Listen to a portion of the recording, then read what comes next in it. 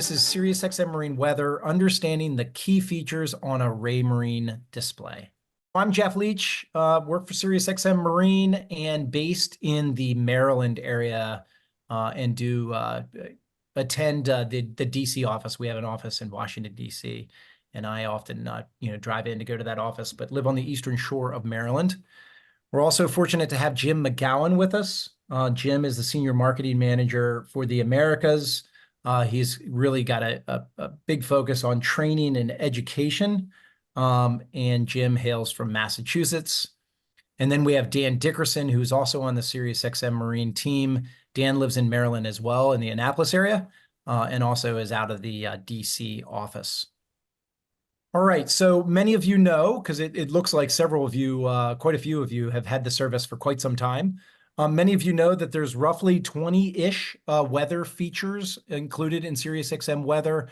Tonight, really, our goal is to go over the key features. And when I say key features, the features that we notice are really useful for a lot of our customers, and that are the primary features, I would say. So we're going to go through weather radar. We're going to go through lightning and storm cell attributes. We're going to touch on wind and wave forecasts, and then marine zone reports and marine warnings. So I always like to start out by doing a little bit of housekeeping to make sure you've got your SiriusXM service. Or if you're new to it and want to subscribe, or if you're just having some issues, you're not sure how well it's working. When you're on your home screen and on your Raymarine, and you go over to your navigate page, if you click on the menu in the upper corner, then you can click on the first thing you're going to do is just set up the weather service. So you're going to have to change the mode from navigate over to weather. And then once you've done that, you can click on the settings menu there, and it's going to bring up this page. And you'll notice there's a weather category and a subscription category. And if you go to subscription, it's going to tell you the weather products that are downloading, give you an update rate, and that's basically the time that we put the information in the feed and the time that your receiver picked it up. So you can see how quickly stuff is updating. And then over to the right, your receiver ESN number, that's the number by which we communicate with your unit and your signal strength. So anytime you have any concerns about your service, you go to this page and you'll be able to see if there's a problem and be able to better isolate what the problem is. All right, jumping into weather radar and lightning. Again, going back to your home screen, you can program a dedicated button for weather on your Raymarine Axiom, and then select that. That'll have all your settings loaded up just the way you want. We're starting out with nothing turned on, so I can show you everything kind of from scratch. Brings up just the chart menu. And again, click on here on the menu category, and then we go take a look at weather layers. First category is weather radar. We turn that on. Had a nice little storm happen here a couple weeks back that I was able to capture some images of. You can see it's flipped on, and below here it says visibility 70%. That's the clarity of the weather data on the chart. So for instance, right here, you can see it says Jacksonville right underneath of the rain, if you will. If I dial that visibility up to 100%, it would show the weather much stronger. It wouldn't have that translucence, so you can still see the chart underneath. So that's what that is. That gives you the ability to adjust that, how defined the weather shows up on screen. And there we are in a full picture. I've also got my legend turned on so I can see what the various colors mean. This radar data updates about every 5 to 10 minutes. Different weather elements in our service update at different rates. And it's key to know, it doesn't all just pop up right away when you first turn it on. It can take up to an hour for everything to load.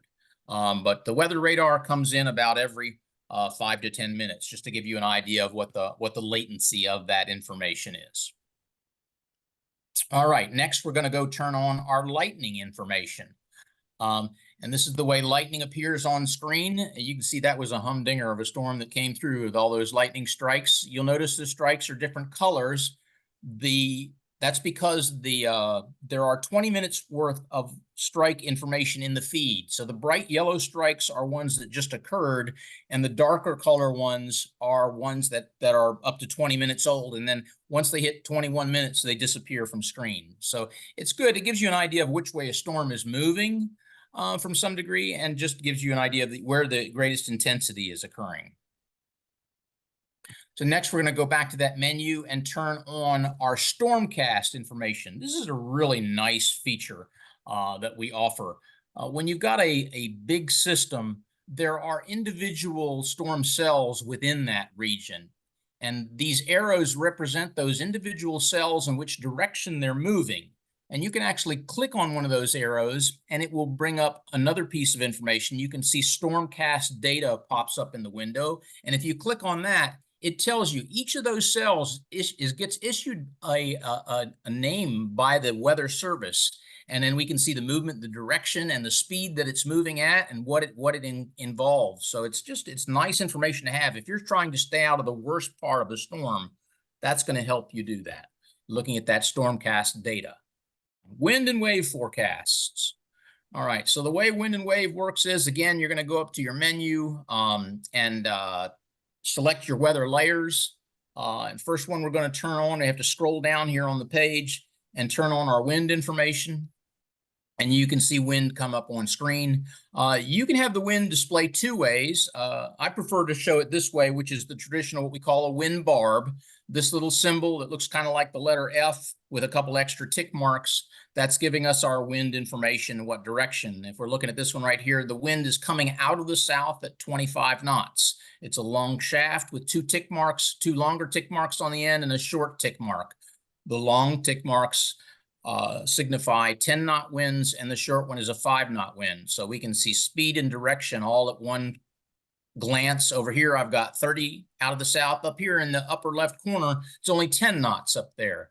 So that's how the wind information is identified. Next, we go back to our menu, turn on our wave height information. So here now, this comes up as a color on screen. And basically, the color scale runs from dark blue to red. Right now in the legend, it's showing weak to strong. We should be getting that flipped, changed over here soon. So you'll actually have the numerical format I just mentioned down here, zero to plus 20 essentially. You don't want to be there if you're looking at red. So that's your wave height information. The other thing about this wave height information, if you don't remember what the colors mean, all you have to do is click on the screen wherever you are and ask for the weather info. When you select weather info, it's going to give you all the detail available for that area. So we can see right here, our wave height where I clicked was at 11 feet. And it's giving you the other information as well. Next, we're going to go in and turn on our wave period information. Now, wave period shows up as a color just like wave height does. So it's important to remember that you can't look at both of these at the same time because it's easy to get confused. And again, we have a legend that shows up on screen.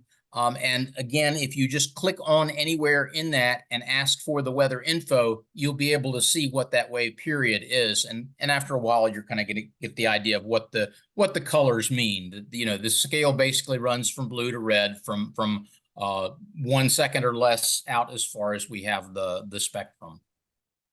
So that's your wave period data. And then lastly, we talk about wave direction. So here again, go up to the menu, you flip into your weather layers, and you go turn on your wave direction. And here we have an arrow showing us the direction of waves.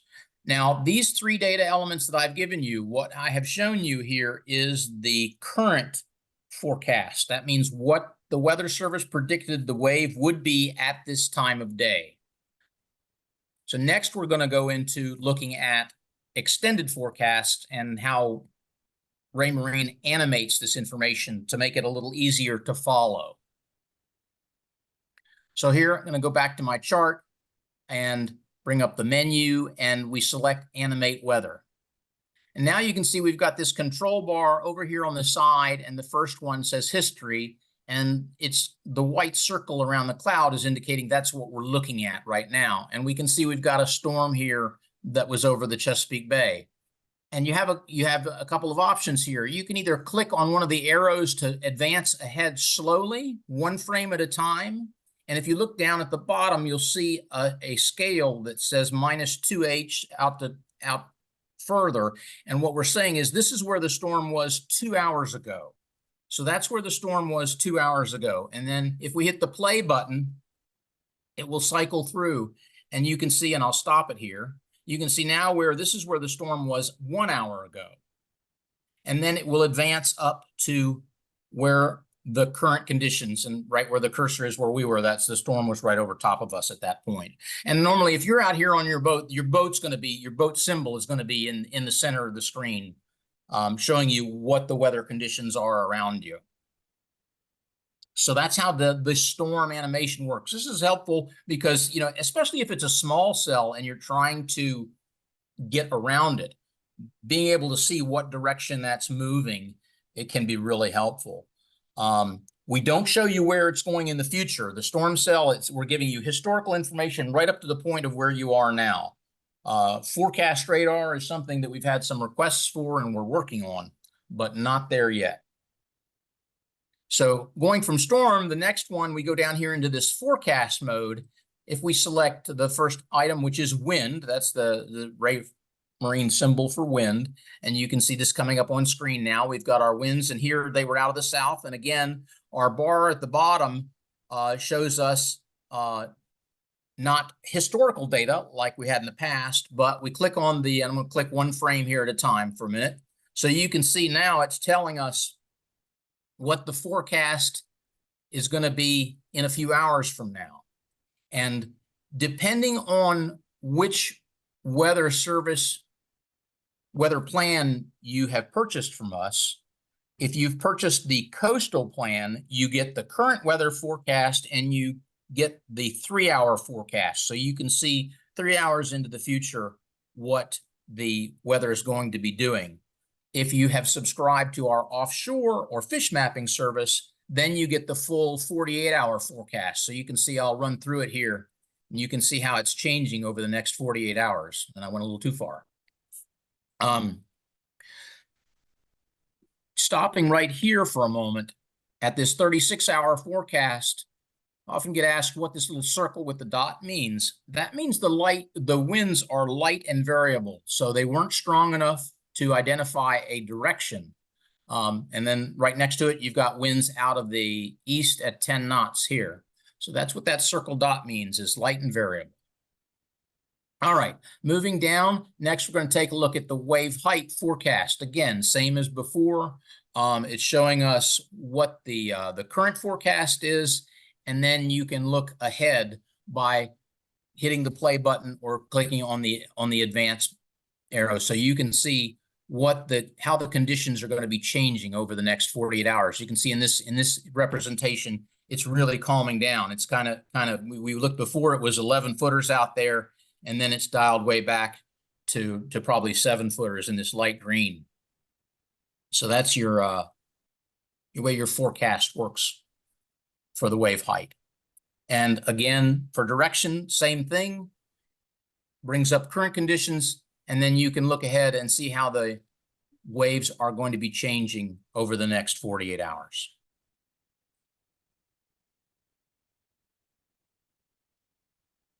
Next, we're going to go into the marine zone forecasts and marine warnings.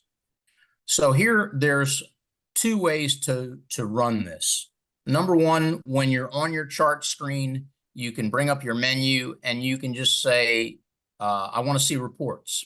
When you do that, it's going to show you the report for where your vessel is, and you can look through tropical statements, marine warnings, and zone forecasts, and so forth.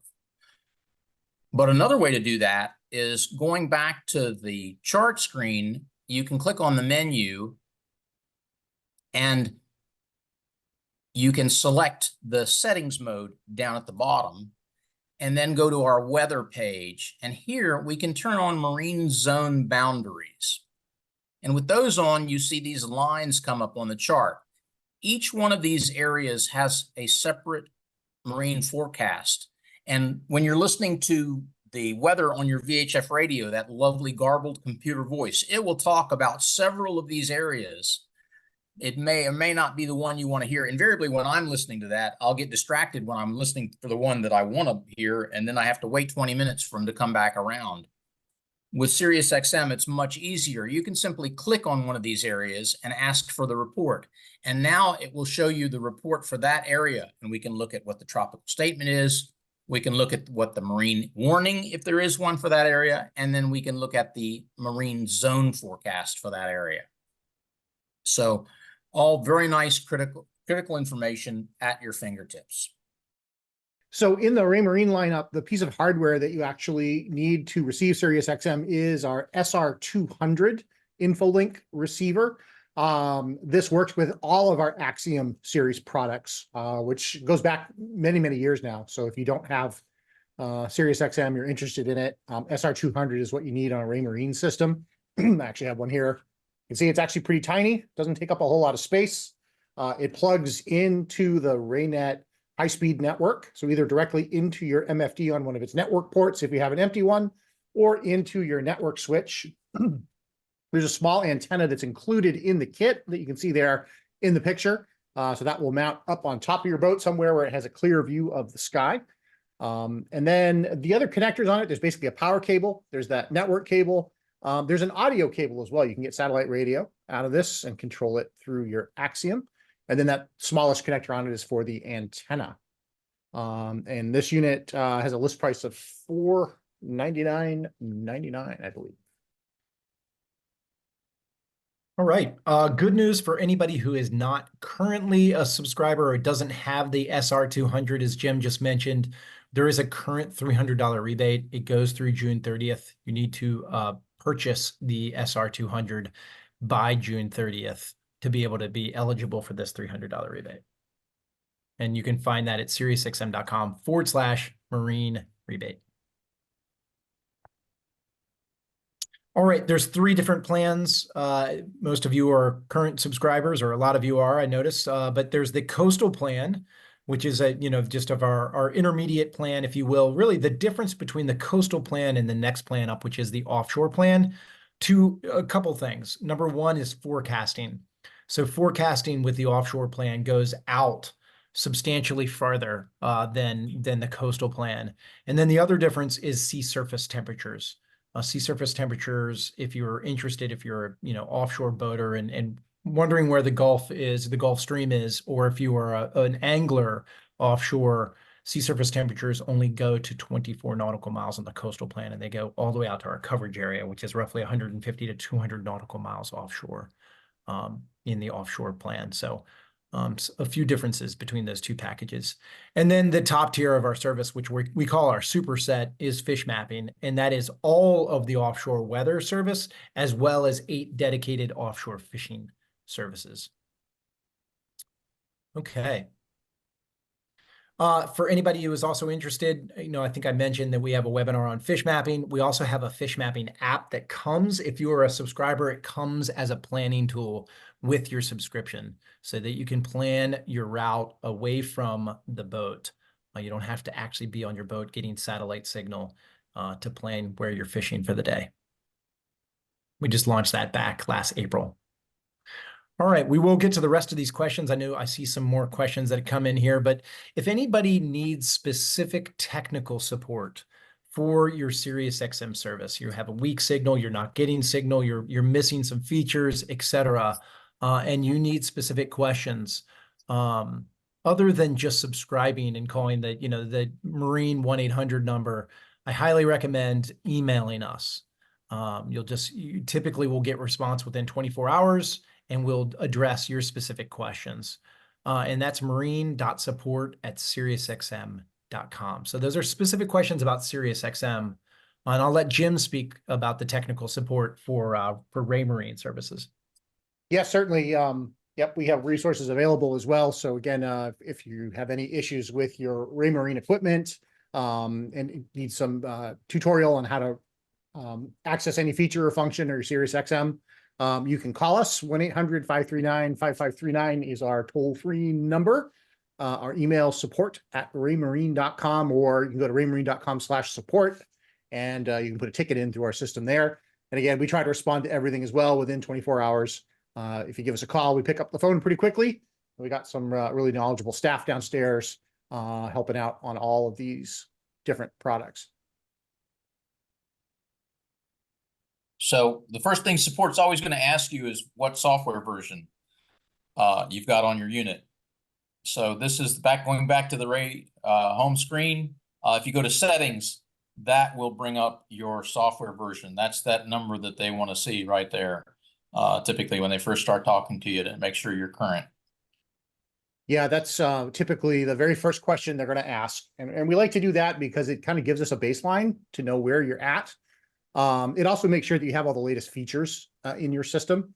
I actually looked it up right before the webinar too. So to run SiriusXM on Axiom, you have to be at software version 3.9. But I can tell you, if you are running 3.9 on your Axiom, that's really old. So you're missing out on a lot of features and bug fixes and things like that. So we do encourage everybody to keep their software up to date, at least once a season, update the software in it. And you can actually see on that slide that Dan captured, the button right there, update software, is the quickest way to do it. If your Axiom has access to the internet at your home dock, or if you have a Wi-Fi hotspot on your boat or on your phone, you can link Axiom to the internet and it'll pull the software down right there and install it. You just hit that update software button and kind of follow the little wizard, and it'll update your system for you.